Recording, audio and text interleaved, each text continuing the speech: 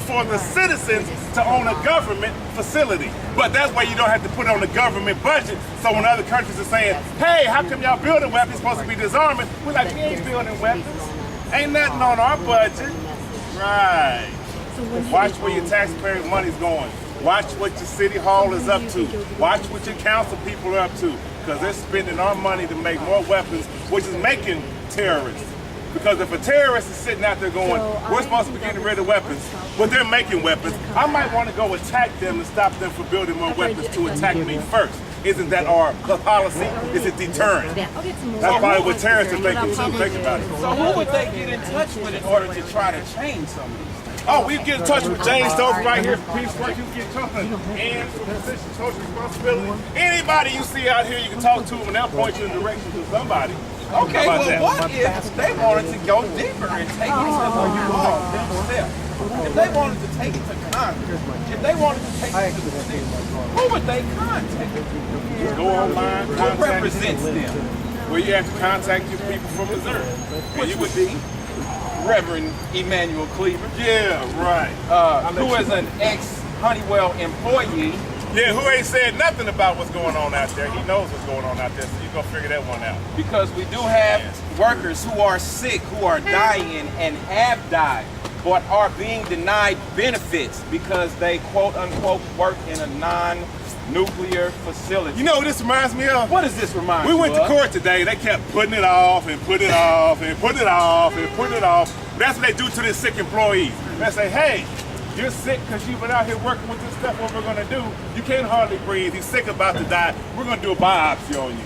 Then when the biopsy comes back and says, hey, you got the diseases that have to do with working with nuclear weapons plant. They go, we got to do a double check to make sure it's all right. Now, you're already in years. That's going to kill you. They're trying to make sure you're either going to die from the procedures or die because they put it off so long that they don't have to pay nobody off. Then hopefully your family won't be, earnest enough to continue to fight it, and you won't have the money to pay for the lawyers to continue to fight it. And the government looks like such a big old mountain. All of us are scared to think we can't move it, but they work for us. That's what we have to remember. That government works for us. We don't work for them. But that's the way they turn it around. We're going to work. Our taxpayers' money is building a new weapons plant. How many people know about it? How many people know what happens from building a new weapons plant? The toxins that get into your environment. We are in Tornado Alley. That southern wind blows right over that plant and right over Kansas City. That's why we're talking about asthma. And the asthma rate is steadily going up. What it has to do with the toxins and PCBs that are in the air from that nuclear weapons plant that's right, like I said, in the front of Kansas City, the wind just blows right over. Matter of fact, according to our own government's paperwork, since 1979, they knew that at least a 5-mile radius around the KC plant was contaminated. But who's been told?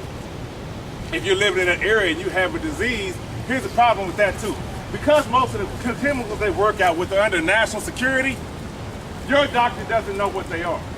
So if you come in and your doctor diagnoses you with leukemia, he's wrong 9 times out of 10 because the disease that you actually would get will be related to the toxins you've been dealing with or been exposed to. They're not even on his radar. He hasn't been to the school. He has no idea what to look for. So therefore, then you would be misdiagnosed, mistreated, which could lead to you actually dying fast.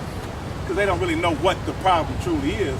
That's another reason, even if they're gonna do this, take that stuff off of national security so that or let our doctors know that when you come in, you have to check for A, B, C, D, E, F, G that you're not used to because it could be related to beryllium or promethium or go on, there's over 7,000 chemicals on that list. So just something to think about. Anything else you want to bring up, holler at him, show it to him. Right now, I'm drawing a blank. Drawing a blank.